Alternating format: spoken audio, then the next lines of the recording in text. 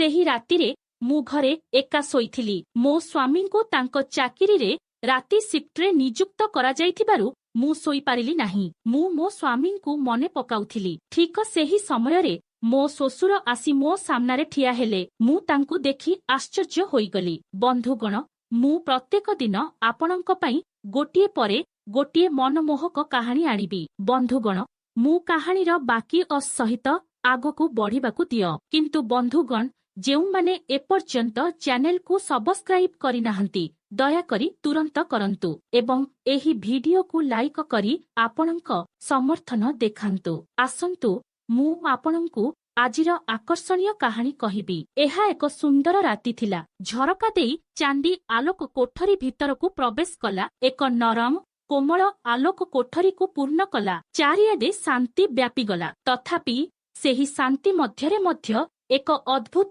ଅସ୍ୱସ୍ତି ଅନୁଭବ ହେଉଥିଲା। ସୁନିତା ବିଛଣାରେ ବସି ଘୋର ଜାଗ୍ରତ ହୋଇ ବସିଥିଲେ। ତାଙ୍କ ଆଖିରୁ ନିଦ ଆସୁନଥିଲା। ତାଙ୍କ ମନରେ ଏକ ଅଦ୍ଭୁତ ଚିନ୍ତା ବାରମ୍ବାର ଘୂରି ବୁଲୁଛି। ସେ ତାଙ୍କ ଶ୍ୱଶୁର କହିଥିବା କଥାଗୁଡ଼ିକୁ ମନେ ପକାଇବାକୁ ଲାଗିଲେ। ତୁମେ ମୋ ପାଖରେ ରହି ମୁଁ ପୁଣି ଥରେ ଜୀବନ ବଞ୍ଚିବା ଆରମ୍ଭ କରିଛି। ଏହି ଶବ୍ଦଗୁଡ଼ିକ ତାଙ୍କ ଚିନ୍ତାଧାରା ମଧ୍ୟରେ ବାରମ୍ବାର ପ୍ରତିଧ୍ୱନିତ ହେଉଥିଲା। ସେ ବୁଝିପାରୁ ନଥିଲେ ଯେ ଏହା କେବଳ ଭାବନାର ଏକ ସ୍ୱତଃସ୍ଫୂର୍ତ୍ତ ଅଭିବ୍ୟକ୍ତି।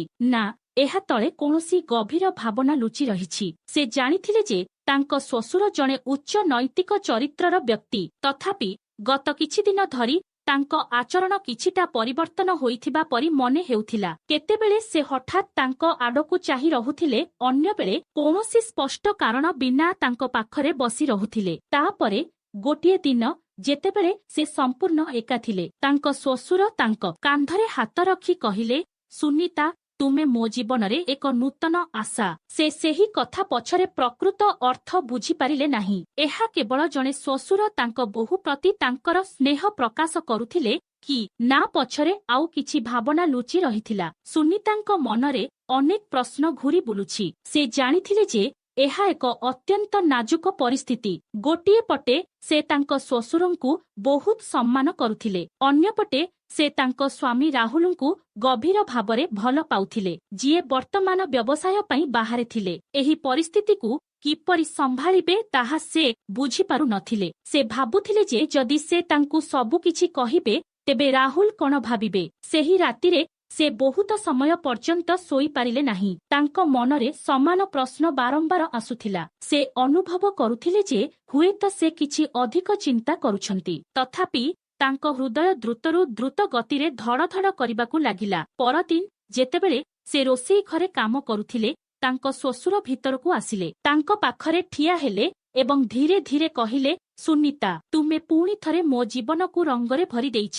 ଆଶ୍ଚର୍ଯ୍ୟ ହୋଇ ସୁନିତା ପଛକୁ ବୁଲିଗଲେ। ସେ ତାଙ୍କ ଶ୍ୱଶୁରଙ୍କ ଆଖିରେ କିଛି ଅଜବ ଜିନିଷ ଦେଖିଲେ। ସେ କିଛି କହିବାକୁ ଚାହୁଁଥିଲେ, କିନ୍ତୁ ଶବ୍ଦଗୁଡ଼ିକ ତାଙ୍କ ଗଳାରେ ଅଟକିଗଲା। ସୁନିତାଙ୍କ ମନ ଆହୁରି ଅସ୍ଥିର ହୋଇଗଲା। ସେ ପ୍ରତି ମୁହୂର୍ତ୍ତରେ ତାଙ୍କ ଶ୍ୱଶୁରଙ୍କ କଥାକୁ ତାଙ୍କ ମୁଣ୍ଡରେ ବାରମ୍ବାର କହୁଥିଲେ। ସେ ଭାବୁଥିଲେ ଏସବୁର ଅର୍ଥ କଣ। ସେ କେବଳ କିଛି କଳ୍ପନା କରୁଥିଲେ, ନା ତାଙ୍କ ଶ୍ୱଶୁରଙ୍କ ଦୃଷ୍ଟିକୋଣରେ ପ୍ରକୃତରେ କିଛି ଥିଲା ଯାହାକୁ ସେ ବୁଝିପାରୁ ନଥିଲେ। ସେ ଏହା ବିଷୟରେ କାହା ସହିତ କଥା ହେବାକୁ ଇଚ୍ଛା କରୁଥିଲେ, କିନ୍ତୁ ସେ ଜାଣିଥିଲେ ଯେ ଏହା କରିବା ସହଜ ହେବ ନାହିଁ। ସେ ତାଙ୍କ ନିଜ ମାଙ୍କୁ ମଧ୍ୟ ବିଶ୍ୱାସ କରିପାରୁ ନଥିଲେ, କାରଣ ସେ ଜାଣିଥିଲେ ଯେ ତାଙ୍କ ପରିବାର ଏପରି ପରିସ୍ଥିତିକୁ କେବେ ବୁଝିପାରିବେ ନାହିଁ। ପରଦିନ ସକାଳେ ଯେତେବେଳେ ସେ ଜଳଖିଆ ପ୍ରସ୍ତୁତ କରୁଥିଲେ, ତାଙ୍କ ଶ୍ୱଶୁର ପୁଣି ଥରେ ରୋଷେଇ ଘରକୁ ପ୍ରବେଶ କଲେ। ସେ କହିଲେ, ସୁନିତା, ମୋର ତୁମ ହାତରେ ତିଆରି ଚା କପ ପାଇଁ ଇଚ୍ଛା ହେଉଛି। ଏକ ମୃଦୁ ହସ ସହିତ ସୁନିତା ଧୀରେ ଉତ୍ତର ଦେଲେ, ହଁ ବାପା, ମୁଁ ତୁରନ୍ତ ଆଣିଦେବି। ତଥାପି ତାଙ୍କ ହାତ ଥରୁଥିଲା। ସେ ଚା ପ୍ରସ୍ତୁତ କରି ତାଙ୍କ ଆଗରେ ରଖିଲେ। ଯେତେବେଳେ ସେ ଯିବାକୁ ବୁଲି ପଡ଼ିଲେ, ସେ ତାଙ୍କ ହାତ ଧରି କହିଲେ, ସୁନିତା, ତୁମେ ଜାଣିଛ କି, ତୁମର ହସରେ ଏକ ଅଦ୍ଭୁତ ଆକର୍ଷଣ ଅଛି ଯାହା ମୋତେ ବଞ୍ଚିବାର ଆଶା ଦିଏ। ସୁନିତାଙ୍କ ମୁହଁ ଲାଲ ରଙ୍ଗର ହୋଇଗଲା। ସେ କିପରି ପ୍ରତିକ୍ରିୟା ଦେବ ତାହା ଜାଣିପାରିଲେ ନାହିଁ। ସେ କିଛି ମୁହୂର୍ତ୍ତ ପାଇଁ ନୀରବ ରହିଲେ, ତାପରେ ଧୀରେ ପଚାରିଲେ, ବାପା, ତୁମେ ଏହା କାହିଁକି କହୁଛ?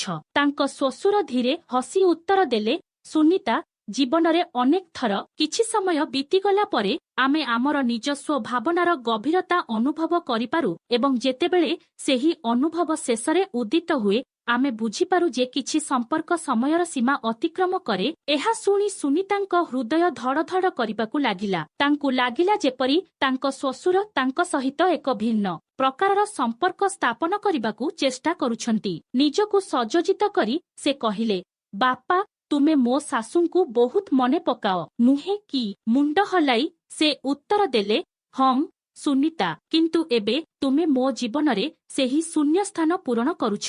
ସୁନିତା ଆଉ ଅଟକି ପାରିଲେ ନାହିଁ। ସେ ଧୀରେ ଧୀରେ କହିଲେ, ବାପା, ମୁଁ ତୁମର ବୋହୂ ଏବଂ ମୋ ପରିବାରର ଯତ୍ନ ନେବା ମୋର କର୍ତ୍ତବ୍ୟ। କିନ୍ତୁ ସେ ତାଙ୍କ ବାକ୍ୟ ଶେଷ କରିପାରିଲେ ନାହିଁ। ତାଙ୍କ ଶ୍ୱଶୁର ତାଙ୍କୁ ବାଧା ଦେଇ କହିଲେ, ସୁନିତା, ମୁଁ ତାହା ଜାଣେ, କିନ୍ତୁ କେବଳ ତୁମ ସହିତ କଥା ହେବା ଦ୍ୱାରା ମୋ ହୃଦୟରେ ଏତେ ପ୍ରବଳ ଶାନ୍ତି ଆସିଥାଏ। ସୁନିତା ସେଠାରୁ ପଛକୁ ହଟିଗଲେ। ତାଙ୍କ ହୃଦୟ ପ୍ରବଳ ଭାବରେ ଦୌଡ଼ି ଚାଲିଗଲା। ସେ ଏହି ପରିସ୍ଥିତିକୁ କିପରି ସମ୍ଭାଳିବେ ତାହା ବୁଝିପାରୁ ନଥିଲେ। ତାଙ୍କ ଭିତରେ ଏକ ଅଜବ ଅସ୍ୱସ୍ତିର ଭାବନା ଜମିଗଲା। ସେ ନିଜକୁ ତାଙ୍କ କୋଠରୀ ଭିତରେ ବନ୍ଦ କରିଦେଲେ। ସେ ରାହୁଲକୁ ଡାକି ସବୁକିଛି କହିବାକୁ ଭାବିଲେ, କିନ୍ତୁ ତାପରେ ସେ ଭାବିଲେ ଯେ ସେ ହୁଏତ ଭୁଲ କରୁଛନ୍ତି କି ନାହିଁ। ତାଙ୍କ ମୁହଁରୁ ଲୁହ ବହିବାକୁ ଲାଗିଲା। ସେ ଜାଣିଥିଲେ ଯେ ସେ ଏପରି ଏକ ଅସୁବିଧାରେ ଫସିଯାଇଛନ୍ତି ଯେଉଁଠାରୁ ମୁକ୍ତିର କୌଣସି ସ୍ପଷ୍ଟ ରାସ୍ତା ଦେଖାଯାଉନାହିଁ। ସେ ସେଠାରେ ବସି ରହି ଚିନ୍ତା କରୁଥିଲେ ଯେ ପରବର୍ତ୍ତୀ କଣ କରିବେ। ଠିକ ସେତିକିବେଳେ ଦ୍ୱାରରେ ଠକ ଠକ ଶବ୍ଦ ହେଲା। ତାଙ୍କ ଶ୍ୱଶୁର ବାହାରେ ଠିଆ ହୋଇଥିଲେ। ସେ ପଚାରିଲେ, ସୁନିତା, ତୁମେ ମୋ ଉପରେ ବିରକ୍ତ କି? ସୁନିତା ଧୀରେ ଧୀରେ ଦ୍ୱାର ଖୋଲି ଉତ୍ତର ଦେଲେ, ନା ବାପା, ମୁଁ ଟିକିଏ କଷ୍ଟ ପାଉଛି। ସେ ତାଙ୍କ ମୁଣ୍ଡରେ ଧୀରେ ହାତ ରଖି କହିଲେ, ତୁମେ ଜଣେ ବହୁତ ବୁଦ୍ଧିମାନ ଯୁବତୀ ସୁନିତା, ମୁଁ ଆଶା କରୁଛି ତୁମେ ମୋତେ ବୁଝିପାରିବ। ସେ ମୁହଁ ଫେରାଇ ତାଙ୍କ କୋଠରୀକୁ ଫେରିଗଲେ ଆଗକୁ କଣ ହେବ ତାହା ଭାବିବା ପାଇଁ। ସେ ତାଙ୍କ ଜୀବନର ଏହି ଅଜବ ସନ୍ଧିରେ ଠିଆ ହୋଇଥିଲେ ଯେଉଁଠାରେ ସେ ଆଗକୁ ଯିବାର କୌଣସି ରାସ୍ତା ଦେଖିପାରୁ ନଥିଲେ। ତାଙ୍କ ହୃଦୟ ଭିତରେ ଏକ ଝଡ଼ ସୃଷ୍ଟି ହୋଇଥିଲା। ତଥାପି ସେ ଜାଣିଥିଲେ ଯେ ତାଙ୍କୁ ନିଜକୁ ଏକାଠି କରିବାକୁ ପଡ଼ିବ। ସୁନିତା ଏବେ ସମ୍ପୂର୍ଣ୍ଣ ଭାବରେ ବିସ୍ମିତ ହୋଇଯାଇଥିଲେ। ସେ କେବଳ ବୁଝିପାରୁ ନଥିଲେ ଯେ ଏହି ପରିସ୍ଥିତିକୁ କିପରି ମୁକାବିଲା କରିବେ। ସେ ଏହାକୁ କିପରି ମୁକାବିଲା କରିବେ। ସେ ନିଷ୍ପତ୍ତି ନେଇଥିଲେ ଯେ ସେ ତାଙ୍କ ଶ୍ୱଶୁରଙ୍କଠାରୁ ଦୂରତା ବଜାୟ ରଖିବେ। କିନ୍ତୁ ଏହା କରିବା ସହଜ ନଥିଲା। ଗୋଟିଏ ଛାତ ତଳେ ରହିବା ସହିତ ସେ ପ୍ରତିଦିନ ପ୍ରତ୍ୟେକ ମୁହୂର୍ତ୍ତରେ ତାଙ୍କ ସହିତ ସାକ୍ଷାତ କରୁଥିଲେ। ପରଦିନ ଯେତେବେଳେ ସେ ତାଙ୍କ କାମରେ ବ୍ୟସ୍ତ ଥିଲେ, ତାଙ୍କ ଶ୍ୱଶୁର ତାଙ୍କୁ ଡାକି କହିଲେ, ସୁନିତା, ମୁଁ ତୁମ ସହିତ କିଛି ଗୁରୁତ୍ୱପୂର୍ଣ୍ଣ ଆଲୋଚନା କରିବାକୁ ଚାହୁଁଛି। ସୁନିତାଙ୍କ ହୃଦୟ ଧଡ଼ ଧଡ଼ କରିବାକୁ ଲାଗିଲା। ସେ ଏହି ସମ୍ପୂର୍ଣ୍ଣ ପରୀକ୍ଷା ସମାପ୍ତ ହେଉ ବୋଲି ଚାହୁଁଥିଲେ। ତଥାପି ସେ ନିଜକୁ ଶାନ୍ତ କରି ଉତ୍ତର ଦେଲେ, ହଁ ବାପା, ଦୟାକରି ମୋତେ କୁହନ୍ତୁ। ତାଙ୍କ ଶ୍ୱଶୁର ଧୀରେ କହିଲେ, ସୁନିତା, ମୁଁ ଅନୁଭବ କରୁଛି ଯେ କିଛି ତୁମକୁ କଷ୍ଟ ଦେଉଛି। ମୁଁ ନିଶ୍ଚିତ ଭାବରେ ଚାହୁଁନାହିଁ ଯେ ତୁମେ ମୋ କାରଣରୁ କୌଣସି କଷ୍ଟର ସମ୍ମୁଖୀନ ହୁଅ। ସୁନିତା ଉତ୍ତର ଦେଲେ, ବାପା, ମୁଁ ଭଲ ଅଛି। ଦୟାକରି ମୋ ବିଷୟରେ ଚିନ୍ତା କର ନାହିଁ। ତଥାପି ତାଙ୍କ ଶ୍ୱଶୁର ତାଙ୍କ ପ୍ରତିଶ୍ରୁତିକୁ ଅବମାନନା କରି ଆହୁରି କହିଲେ, ଦେଖ ସୁନିତା, ତୁମେ ମୋ ବୋହୂ ଏବଂ ମୁଁ ତୁମର ଶ୍ୱଶୁର। କିନ୍ତୁ ଏହାର ଅର୍ଥ ନୁହେଁ ଯେ ଆମେ ପରସ୍ପର ସହିତ ଖୋଲାଖୋଲି ଏବଂ ସ୍ପଷ୍ଟ ଭାବରେ କଥା ହୋଇପାରିବୁ ନାହିଁ। ତାଙ୍କ କଥାର ଉତ୍ତର ଦେବା ପରିବର୍ତ୍ତେ ସୁନିତା ତାଙ୍କ କାମରେ ବ୍ୟସ୍ତ ହୋଇଗଲେ। କିନ୍ତୁ ତାଙ୍କ ଶ୍ୱଶୁର ତାଙ୍କ ପାଖକୁ ଆସି ଧୀର ସ୍ୱରରେ କହିଲେ, ସୁନିତା, ମୁଁ ଠିକ୍ ଭାବରେ ଜାଣେ ତୁମ ମନରେ କଣ ଚାଲିଛି। ମୁଁ କେବଳ ଏତିକି କହିବାକୁ ଚାହୁଁଛି, ଦୟାକରି ମୋତେ ଭୁଲ ବୁଝ ନାହିଁ। ମୁଁ କେବଳ ତୁମ ସହିତ କଥା ହେବାକୁ ଚାହୁଁଛି। ସୁନିତା ତାଙ୍କ ଦୃଷ୍ଟି ତଳକୁ କରିଦେଲେ। ତାଙ୍କ ଶ୍ୱଶୁର ଆହୁରି କହିଲେ, ଦେଖ ସୁନିତା, ତୁମକୁ କୌଣସି ଅସୁବିଧା ଦେବାର ମୋର କୌଣସି ଉଦ୍ଦେଶ୍ୟ ନାହିଁ। କିନ୍ତୁ ତୁମେ ଏହି ଘରେ ପ୍ରବେଶ କରିବା ପରଠାରୁ ମୁଁ ଅନୁଭବ କରୁଛି ଯେ ମୋ ଜୀବନରେ ଏକ ପରିବର୍ତ୍ତନ ଆସିଛି। ତୁମେ ମୋତେ ବୁଝ, ତୁମେ ମୋର ଯତ୍ନ ନିଅ ଏବଂ ମୁଁ କେବଳ ଚାହୁଁଛି ଯେ ଆମେ ପରସ୍ପର ପାଇଁ ସମର୍ଥନର ଉତ୍ସ ହେଉ। ତାଙ୍କ କଥା ଶୁଣି ସୁନିତା ଉତ୍ତର ଦେଲେ, ବାପା, ମୁଁ ତୁମର ବୋହୂ ଏବଂ ମୋ ପରିବାରର ଯତ୍ନ ନେବା ମୋର କର୍ତ୍ତବ୍ୟ। କିନ୍ତୁ ତାଙ୍କ ସ୍ୱର ଥରିବାକୁ ଲାଗିଲା ଯେତେବେଳେ ସେ ଆହୁରି କହିଲେ, କିନ୍ତୁ ଆମ ମଧ୍ୟରେ ଏପରି କୌଣସି ସମ୍ପର୍କ ରହିପାରିବ ନାହିଁ ଯାହା ସେହି ପ୍ରତିଷ୍ଠିତ ସୀମା ଅତିକ୍ରମ କରେ। ତାଙ୍କ ଶ୍ୱଶୁର ଏକ ଦୀର୍ଘ ନିଶ୍ୱାସ ନେଇ କହିଲେ, ସୁନିତା, ମୁଁ ଜାଣିଛି ଏହା ସହଜ ନୁହେଁ, କିନ୍ତୁ ମୁଁ ମୋ ଜୀବନରେ ବହୁତ ଏକାକିତା ସହିଛି ଏବଂ ଏବେ ତୁମେ ମୋ ସହିତ ଥିବାରୁ ମୁଁ ନିଜକୁ ପ୍ରକୃତରେ ଖୁସି ଅନୁଭବ କରୁଛି। ସୁନିତାଙ୍କ ଆଖିରେ ଲୁହ ଝରିଗଲା। ସେ ମନେ ମନେ ଭାବିଲେ ଯେ ତାଙ୍କୁ ରାହୁଲକୁ ସବୁକିଛି କହିବା ଉଚିତ। ତଥାପି ସେ ଜାଣିଥିଲେ ଯେ ଏପରି କରିବା ସହଜ ହେବ ନାହିଁ। ଯଦି ସେ ରାହୁଲଙ୍କୁ ବିଶ୍ୱାସ କରନ୍ତି ତେବେ ଏହା ପରିବାର ମଧ୍ୟରେ ଏକ ବଡ଼ ବିପ୍ଳବ ସୃଷ୍ଟି କରିପାରେ। ନିଜକୁ ସଜଜିତ କରି ସୁନିତା କହିଲେ, ବାପା, ମୁଁ ତୁମର ଭାବନାକୁ ସମ୍ମାନ କରେ, କିନ୍ତୁ ପରିବାର ମଧ୍ୟରେ କୌଣସି ଭୁଲ ବୁଝାମଣା ନ ହେବା ପାଇଁ ଆମକୁ କିଛି ସୀମା ପାଳନ କରିବାକୁ ପଡ଼ିବ। ତାଙ୍କ ଶ୍ୱଶୁର ଧୀରେ ହସି ଉତ୍ତର ଦେଲେ, ବହୁତ ଭଲ ସୁନିତା, ତୁମେ ଯାହା କହୁଛ ତାହା ମୁଁ ଗ୍ରହଣ କରୁଛି। ତଥାପି ମୁଁ କେବଳ ଅନୁରୋଧ କରୁଛି ଯେ ତୁମେ ମୋତେ ଭୁଲ ବୁଝ ନାହିଁ। ସୁନିତା ମୁଣ୍ଡ ହଲାଇ ଘର ଛାଡ଼ି ଚାଲିଗଲା। ସେ ଚିନ୍ତାରେ ରହିଗଲେ ଯେ ସେ ପରବର୍ତ୍ତୀ କ'ଣ କରିବେ। ପରବର୍ତ୍ତୀ କିଛି ଦିନ ପାଇଁ ସେ ତାଙ୍କ ଶ୍ୱଶୁରଙ୍କଠାରୁ ଦୂରତା ବଜାୟ ରଖିଲେ। ତଥାପି ସେ ଅନେକ ଥର ତାଙ୍କୁ ତାଙ୍କ ପାଖକୁ ଡାକିବାକୁ ଚେଷ୍ଟା କଲେ। ପ୍ରତ୍ୟେକ ଥର ସେ ନମ୍ରତାର ସହିତ ମନା କରିବାକୁ ବାହାନା କରୁଥିଲା। କିନ୍ତୁ ଗୋଟିଏ ଦିନ ଯେତେବେଳେ ସେ ତାଙ୍କ କୋଠରୀରେ ଏକା ଥିଲେ, ତାଙ୍କ ଶ୍ୱଶୁର ଭିତରକୁ ଗଲେ। ସୁନିତା ଚମକି ପଡ଼ିଲେ। ବାପା, ସେ ପଚାରିଲେ, ତୁମେ ଏଠାକୁ କାହିଁକି ଆସିଛ? ତାଙ୍କ ଶ୍ୱଶୁର ଉତ୍ତର ଦେଲେ, ସୁନିତା, ମୁଁ ଶେଷ ଥର ପାଇଁ ତୁମ ସହିତ କଥା ହେବାକୁ ଚାହୁଁଛି। ସୁନିତା କହିଲେ, ବାପା, ମୋର ତୁମ ସହିତ ଆଲୋଚନା କରିବାକୁ କିଛି ନାହିଁ। ତଥାପି ତାଙ୍କ ଶ୍ୱଶୁର ତାଙ୍କ ହାତ ଧରି ଜିଦ ଧରି କହିଲେ, ସୁନିତା, ମୋ କଥା ଶୁଣ। ସୁନିତା ନିଜକୁ ମୁକ୍ତ କରିବାକୁ ଚେଷ୍ଟା କଲେ, କିନ୍ତୁ ତାଙ୍କ ଶ୍ୱଶୁର ତାଙ୍କୁ କଡ଼ାକଡ଼ି ଧରିଲେ। ସୁନିତା ଭୟଭୀତ ହୋଇଗଲେ। ସେ ତାଙ୍କ ଶ୍ୱଶୁରଙ୍କୁ ଠେଲିଦେଇ ଘର ବାହାରକୁ ପଳାଇଗଲେ। ସେ ସିଧା ନିଜ କୋଠରୀକୁ ଦୌଡ଼ିଗଲେ ଏବଂ ଦ୍ୱାର ବନ୍ଦ କରିଦେଲେ। ତାଙ୍କ ହୃଦୟ ପ୍ରଚଣ୍ଡ ଭାବରେ ଧଡ଼ ଧଡ଼ କରୁଥିଲା। ସେ ଜାଣି ନଥିଲେ ଯେ ପରବର୍ତ୍ତୀ କ'ଣ କରିବେ। ସେ ନିଷ୍ପତ୍ତି ନେଇଥିଲେ ଯେ ସେ ଆଉ ଚୁପ ରହିପାରିବେ ନାହିଁ। ସେ ଯାହା ହେଉନା କାହିଁକି ରାହୁଲକୁ ସବୁ କିଛି କହିବେ। ସେ ତାଙ୍କ ଫୋନ୍ ଉଠାଇ ରାହୁଲଙ୍କ ନମ୍ବର ଡାଏଲ କରିବାକୁ ଲାଗିଲେ, କିନ୍ତୁ ତାଙ୍କ ହାତ ଥରୁଥିଲା। ସେ ନିଜକୁ ଶାନ୍ତ କରିବାକୁ ଚେଷ୍ଟା କଲେ, ତାପରେ କଲ୍ ସମାପ୍ତ କଲେ। ରାହୁଲ ଉତ୍ତର ଦେଲେ, ସୁନିତା, ସବୁ ଠିକ ଅଛି କି? କଥାବାର୍ତ୍ତା କରିବା ସମୟରେ ସୁନିତାଙ୍କ ସ୍ୱର କମ୍ପି ଉଠିଲା। ରାହୁଲ, ସେ କହିଲେ, ମୋତେ ତୁମ ସହିତ ଏକ ଗୁରୁତ୍ୱପୂର୍ଣ୍ଣ ବିଷୟରେ କଥା ହେବାକୁ ପଡ଼ିବ। ଚିନ୍ତିତ ହୋଇ ରାହୁଲ ପଚାରିଲେ, କ'ଣ ହେଲା ସୁନିତା? ସୁନିତା ଉତ୍ତର ଦେଲେ, ରାହୁଲ, ଏହା ଆମେ ଫୋନରେ ଆଲୋଚନା କରିପାରିବା ଭଳି ନୁହେଁ। ତୁମେ ଶୀଘ୍ର ଘରକୁ ଆସିପାରିବ କି?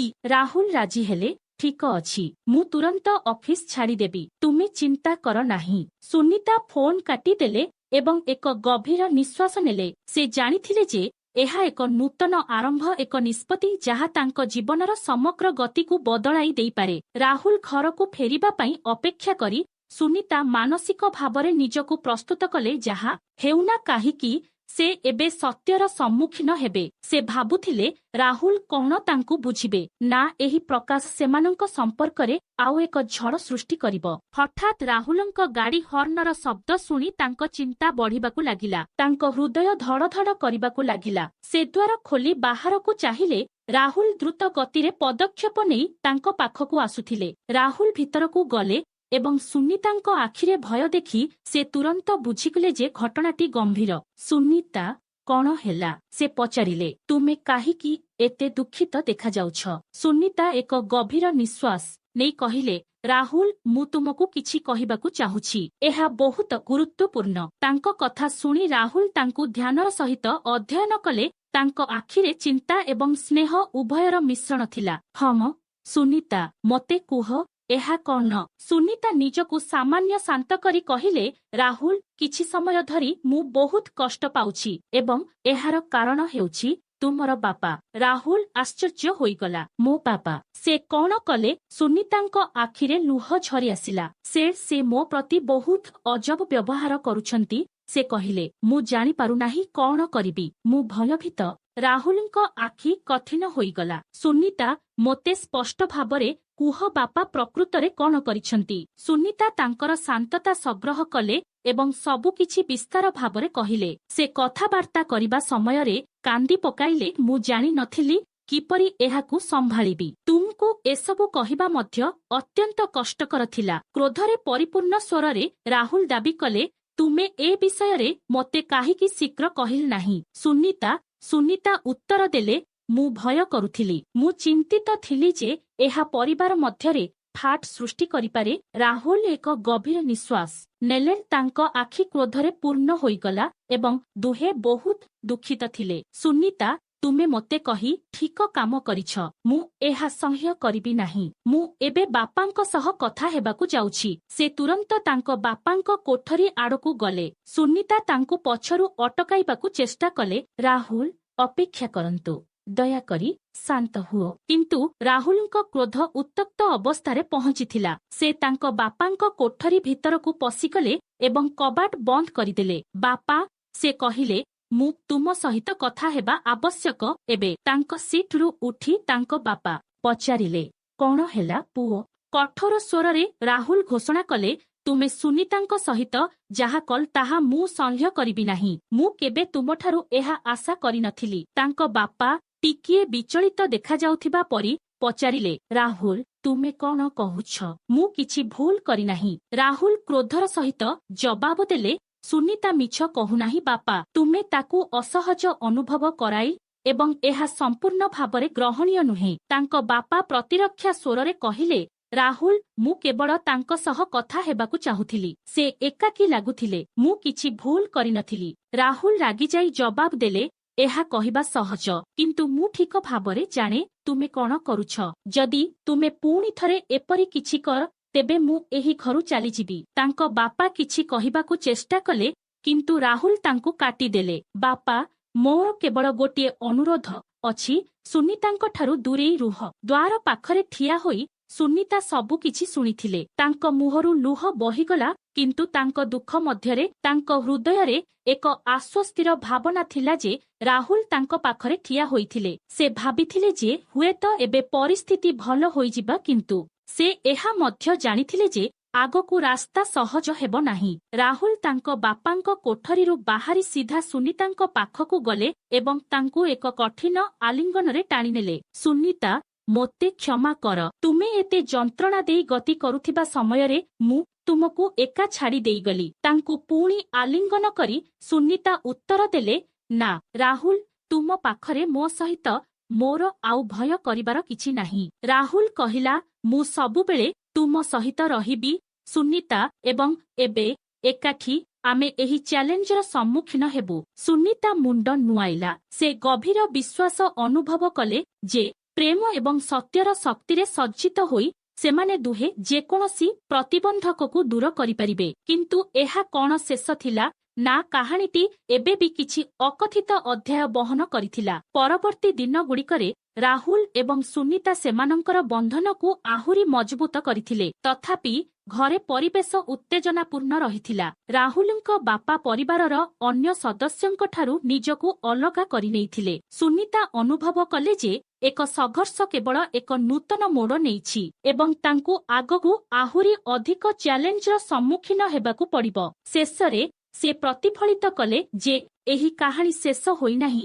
ଆହୁରି ଅନେକ କିଛି ପ୍ରକାଶ କରିବାକୁ ବାକି ଅଛି। ହୁଏତ ସମୟ ବିତିବା ସହିତ ପ୍ରତ୍ୟେକ କ୍ଷତ ସୁସ୍ଥ ହୋଇଯିବ ଏବଂ ପ୍ରେମ ଜୟ କରିବ। ପରବର୍ତ୍ତୀ କିଛି ଦିନ ପାଇଁ ଘରେ ଏକ ଅଜବ ନୀରବତା ଘେରି ରହିଥିଲା। ରାହୁଲଙ୍କ ବାପାଙ୍କ ଆଚରଣ ମଧ୍ୟ ବଦଳି ଯାଇଥିଲା। ସେ ତାଙ୍କର ଅଧିକାଂଶ ସମୟ ତାଙ୍କ କୋଠରୀ ଭିତରେ ବନ୍ଦ କରି ବିତାଇଲେ। ପରିବାରର କୌଣସି ସଦସ୍ୟଙ୍କ ସହ କଥା ହେବାକୁ ମନା କଲେ। ରାହୁଲ କିମ୍ବା ସୁନିତା ଜାଣି ନଥିଲେ ଯେ ଏହି ନାଜୁକ ପରିସ୍ଥିତିକୁ କିପରି ପରିଚାଳନା କରିବେ। ସୁନିତା ରାହୁଲର ବାପାଙ୍କ ସହ କଥା ହେବାକୁ ଅନେକ ଥର ଚେଷ୍ଟା କରିଥିଲେ, କିନ୍ତୁ ପ୍ରତ୍ୟେକ ଥର ସେ ତାଙ୍କୁ ବାଡେଇ ଦେଇଥିଲେ। ଗୋଟିଏ ଦିନ ତାଙ୍କ ସାହସକୁ ଡାକି ସେ ତାଙ୍କ ଦ୍ୱାର ବାଡେଇଲେ। ଭିତରୁ କୌଣସି ଉତ୍ତର ମିଳିଲା ନାହିଁ। ସେ ଧୀରେ ଧୀରେ ଦ୍ୱାର ଖୋଲି ଦେଖିଲେ ଯେ ସେ ତାଙ୍କ ଚେୟାରରେ ବସିଛନ୍ତି। ତାଙ୍କ ଆଖିରେ ଗଭୀର ନିରାଶା ଏବଂ ଏକାକିତା ସ୍ପଷ୍ଟ ଭାବରେ ଆଙ୍କି ହୋଇଯାଇଥିଲା। ସୁନିତା ଧୀରେ କହିଲେ, ବାପା, ମୁଁ ଭିତରକୁ ଆସିପାରିବି କି? ତାଙ୍କ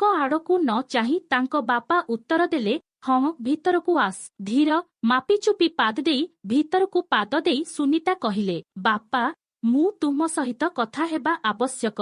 ସେ ତାଙ୍କ ଆଡ଼କୁ ଚାହିଁ ବୁଲିଲେ। ତାଙ୍କ ଆଖି କ୍ଳାନ୍ତ ଦେଖାଯାଉଥିଲା। ଆଗକୁ ଯାଅ ସୁନିତା, ସେ କହିଲେ। ତାଙ୍କ ସ୍ୱରକୁ କୋମଳ ରଖି ସୁନିତା ଆରମ୍ଭ କଲେ, ବାପା, ମୁଁ ଜାଣେ ତୁମେ ମୋ ଉପରେ ବିରକ୍ତ, କିନ୍ତୁ ମୋର ଏକମାତ୍ର ଇଚ୍ଛା ହେଉଛି ଏହି ଘରର ପରିବେଶ ପୂର୍ବ ପରି ଖୁସିର ସ୍ଥିତିକୁ ଫେରିଆସୁ। କିଛି ସମୟ ନୀରବତା ପରେ ତାଙ୍କ ବାପା ଉତ୍ତର ଦେଲେ, ସୁନିତା, ମୁଁ ତୁମର କଥା ବୁଝିପାରୁନାହିଁ। ମୁଁ କେବଳ ଏକା ରହିବାକୁ ଚାହୁଁଛି। ଦୟାକରି ମୋ ସହିତ କଥା ହୁଅ ନାହିଁ। ହାର ମାନିବାକୁ ମନା କରି ସୁନିତା ଜିଦ ଧରି ରହିଲା। ବାପା, ମୋ ଉପରେ କିମ୍ବା ରାହୁଲ ଉପରେ ରାଗି ରହି ତୁମେ କେବଳ ତୁମକୁ ଏବଂ ଆମକୁ ଯନ୍ତ୍ରଣା ଦେଉଛ। ମୁଁ ସ୍ୱୀକାର କରୁଛି ଯେ ହୁଏତ ମୁଁ ତୁମକୁ ଭୁଲ ବୁଝିପାରିଛି, କିନ୍ତୁ ଆମେ ଏକ ପରିବାର ଏବଂ ଆମକୁ ଏକାଠି ରହିବା ଉଚିତ। ଏକ ଗଭୀର ଭାରୀ ନିଶ୍ୱାସ ନେଇ ତାଙ୍କ ବାପା କହିଲେ, ମୁଁ କେବେ ଚାହୁଁନଥିଲି ଯେ ଘରେ ଏହି ପ୍ରକାରର ଉତ୍ତେଜନା ହେଉ, କିନ୍ତୁ ମୋର ମଧ୍ୟ ଭାବନା ଅଛି, ଏପରି ଭାବନା ଯାହା ହୁଏତ କେହି ବୁଝିପାରିବେ ନାହିଁ। ତାଙ୍କ ଆଖିକୁ ଚାହିଁ ସୁନିତା କହିଲେ, ବାପା, ଆମେ ତୁମର ଭାବନାକୁ ବୁଝିବାକୁ ଚେଷ୍ଟା କରିବୁ, କିନ୍ତୁ ଦୟାକରି ଆମକୁ ମଧ୍ୟ ବୁଝିବାକୁ ଚେଷ୍ଟା କର। ମୁଁ ଚାହୁଁଛି ଯେ ଆମେ ପୁଣି ଥରେ ଏକ ପରିବାର ଭାବରେ ଏକାଠି ରହିବା। କୋମଳତାର ଏକ ଦୃଷ୍ଟି ତାଙ୍କ ବାପାଙ୍କ ଆଖିକୁ ନରମ କରିଦେଲା। ସେ କହିଲେ, ସୁନିତା, ହୁଏତ ତୁମେ ଠିକ କହୁଛ। ମୁଁ ମଧ୍ୟ ମୋର ଭୁଲ ବୁଝିପାରିଛି। କିନ୍ତୁ ସୁନିତା ତୁରନ୍ତ ବାଧା ସୃଷ୍ଟି କଲେ, ବାପା, କିଏ ଭୁଲ କରେ ନାହିଁ? ଆମେ ସମସ୍ତେ ମଣିଷ। ଆମକୁ ପରସ୍ପରକୁ କ୍ଷମା କରିବାକୁ ଏବଂ ପରସ୍ପରକୁ ବୁଝିବାକୁ ଶିଖିବାକୁ ପଡ଼ିବ। ତାଙ୍କ ବାପାଙ୍କ ଆଖିରେ ଲୁହ ଝରି ଆସିଲା। ସେ କହିଲେ, ହୁଏତ ମୁଁ ତୁମକୁ ଭୁଲ ବୁଝିଥିଲି ଏବଂ ନିଜକୁ ମଧ୍ୟ। ସୁନିତା ଧୀରେ ହସି କହିଲା, ବାପା, ଯଦି ତୁମେ ଚାହୁଁଛ, ତେବେ ସବୁକିଛି ପୂର୍ବ ପରି ଫେରିଯାଇପାରିବ। ଆମେ ସମସ୍ତେ ପୁଣି ଥରେ ଏକାଠି ଖୁସି ରହିପାରିବା। ପ୍ରଥମ ଥର ପାଇଁ ହସି ସେ ଉତ୍ତର ଦେଲେ, ହୁଏତ ତୁମେ ଠିକ କହୁଛ ସୁନିତା, ମୁଁ ଚେଷ୍ଟା କରିବି। ସୁନିତା ଖୁସିରେ କହିଲା, ଧନ୍ୟବାଦ ବାପା, ମୁଁ ନିଶ୍ଚିତ ଯେ ସବୁକିଛି ଠିକ ହୋଇଯିବ। ସେହି ଦିନଠାରୁ ରାହୁଲର ବାପାଙ୍କ ବ୍ୟବହାର ପରିବର୍ତ୍ତନ ହେବାକୁ ଲାଗିଲା। ସେ ସୁନିତାଙ୍କ ସହ କଥା ହେବାକୁ ଚେଷ୍ଟା କଲେ ଏବଂ ରାହୁଲଙ୍କ ସହ ତାଙ୍କ ସମ୍ପର୍କକୁ ସୁଧାରିବାକୁ ମଧ୍ୟ ଚେଷ୍ଟା କଲେ। ଧୀରେ ଧୀରେ ଘରର ପରିବେଶ ସ୍ୱାଭାବିକ ହେବାକୁ ଲାଗିଲା। ତଥାପି ଗୋଟିଏ କଥା ଏବେ ବି ରହିଲା, ଏପରି କିଛି ଯାହା ସୁନିତାଙ୍କ ହୃଦୟକୁ କଷ୍ଟ ଦେଉଥିଲା। ସେ ଜାଣିବାକୁ ଚାହୁଁଥିଲେ ଯେ ଏସବୁର ପ୍ରକୃତ ଅନ୍ତର୍ନିହିତ କାରଣ କ'ଣ ଥିଲା। ଗୋଟିଏ ଦିନ ସେ ରାହୁଲଙ୍କୁ ପଚାରିଲେ, ରାହୁଲ, ତୁମେ କେବେ ଭାବିଛ କି ବାପା ଏପରି କାହିଁକି ବ୍ୟବହାର କଲେ? ମୁଣ୍ଡ ହଲାଇ ରାହୁଲ ଉତ୍ତର ଦେଲେ, ହଁ ସୁନିତା, ମୁଁ ମଧ୍ୟ ଏହା ବିଷୟରେ ଭାବୁଛି, କିନ୍ତୁ ମୁଁ ତାଙ୍କୁ ପଚାରିବାକୁ କେବେ ସାହସ ସଂଗ୍ରହ କରିନାହିଁ। ସୁନିତା କହିଲେ, ହୁଏତ ଆମକୁ ତାଙ୍କ ସହିତ କଥା ହେବା ଉଚିତ। ଆମେ ତାଙ୍କୁ ବୁଝିବାକୁ ଚେଷ୍ଟା କରିବା ଉଚିତ। ରାହୁଲ ସହମତିରେ ମୁଣ୍ଡ ହଲାଇ କହିଲେ, ହଁ, ଆମେ ଚେଷ୍ଟା କରିବୁ, କିନ୍ତୁ ହୁଏତ ଆମକୁ କିଛି ସମୟ ଦେବା ଉଚିତ। ସୁନିତା ଉତ୍ତର ଦେଲେ, ଠିକ ଅଛି, କିନ୍ତୁ ଆମେ ସେମାନଙ୍କୁ ଏକା ଛାଡ଼ିପାରିବୁ ନାହିଁ। ଆମକୁ ସେମାନଙ୍କ ପାଖରେ ରହିବାକୁ ପଡ଼ିବ। ରାହୁଲ ତାଙ୍କ ସହିତ ସହମତ ହେଲେ। ଏକାଠି ସେମାନେ ଦୁହେଁ ଏବେ ଏକ ନୂତନ ଆରମ୍ଭ କରିବାକୁ ପ୍ରସ୍ତୁତ ହେଉଥିଲେ। ତଥାପି ସେମାନେ ଜାଣିଥିଲେ ଯେ ଏହି ଯାତ୍ରା ସହଜ ହେବ ନାହିଁ। ଏହି ସମୟରେ ସୁନିତା ଅନୁଭବ କଲେ ଯେ ତାଙ୍କୁ ତାଙ୍କ ଶାଶୁଙ୍କ ସହ ମଧ୍ୟ କଥା ହେବା ଉଚିତ, ଯାହାଦ୍ୱାରା ଘରର ସବୁକିଛି ସ୍ୱାଭାବିକ ହୋଇପାରିବ। ସୁନିତା ତାଙ୍କ ଶାଶୁଙ୍କ କୋଠରୀ ଆଡ଼କୁ ଚାଲିଗଲେ। ତାଙ୍କ ଶାଶୁ ପ୍ରାୟତଃ ତାଙ୍କ କୋଠରୀରେ ଏକାକୀ ସମୟ ବିତାଇଲେ। ତାଙ୍କ ମୁହଁରେ ଦୁଃଖର ଛାପ ସ୍ପଷ୍ଟ ଭାବରେ ଦେଖାଯାଉଥିଲା। ସୁନିତା ଜାଣିଥିଲେ ଯେ ତାଙ୍କୁ ପ୍ରକୃତରେ ବୁଝିବା ପାଇଁ ତାଙ୍କୁ ତାଙ୍କ ନିକଟତର ହେବାକୁ ପଡ଼ିବ। ସେ କବାଟ ବାଡ଼େଇଲେ। ତାଙ୍କ ଶାଶୁ ଧୀରେ ପଚାରିଲେ, କିଏ? ସୁନିତା ଉତ୍ତର ଦେଲେ, ମୁଁ।